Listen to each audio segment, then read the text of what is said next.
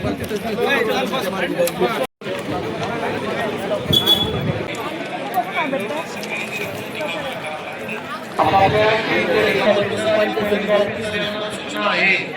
चालू ठेव, फक्त फोन चालू ठेव एक मिनिट.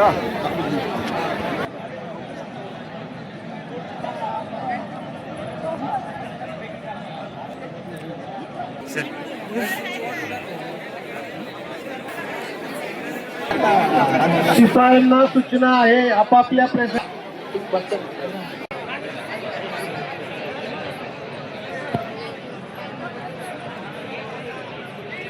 साहेब काय सांगाल एकंदरीत सगळ्या यंत्रणेबाबत? शिरूर जिल्हा परिषद पंचायत समिती सार्वत्रिक निवडणूक 2026 उद्या आहे.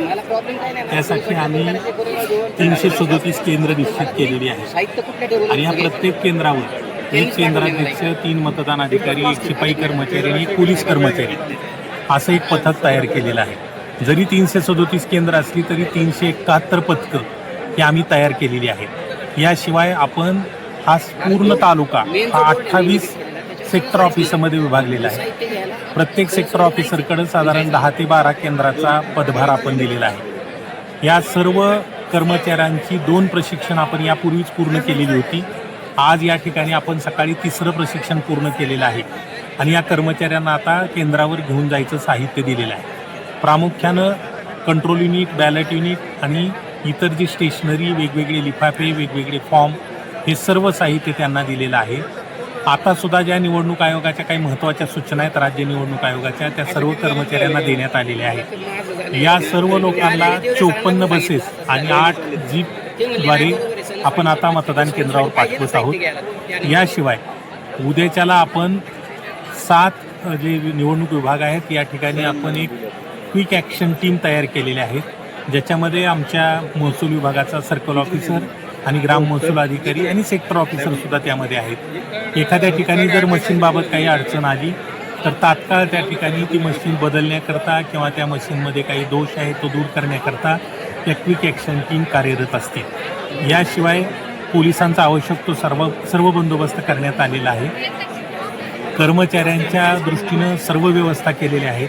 या ठिकाणी सुद्धा आज सकाळी सर्व कर्मचाऱ्यांना जेवण देण्यात आलेलं आहे.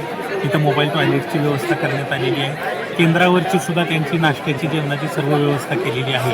मी सुरुवातीला सांगितलं तसं वाहनांची सुद्धा व्यवस्था केलेली आहे. त्याच्यामुळं शिरूर तालुक्यामध्ये जिल्हा परिषद पंचायत समिती निवडणुकीसाठी उद्या संपूर्ण यंत्रणा सज्ज आहे. आमची सर्व पूर्वतयारी झालेली आहे. त्याच्यामुळे निवडणूक प्रक्रियेमध्ये कुठल्याही प्रकारची अडचण येईल अशी परिस्थिती नाही. तालुक्यामध्ये काही संवेदनशील केंद्र आहेत का? संवेदनशील तालुक्यामध्ये कुठलंही अतिसंवेदनशील किंवा संवेदनशील केंद्र नाही. आपल्याकडे आचारसंहितेचं सुद्धा अत्यंत चांगलं पालन झालेलं आहे.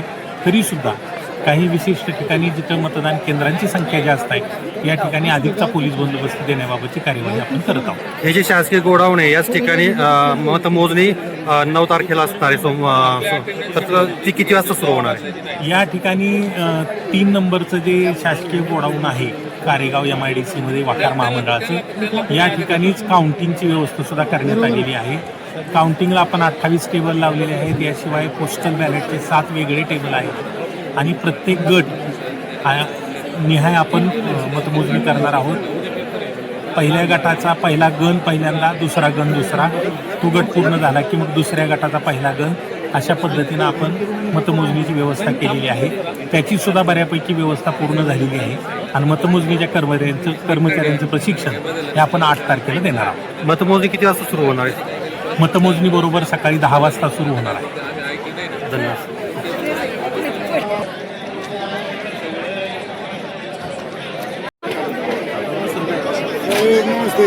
घ्या. सगळ्यांना सूचना आहे शिपाई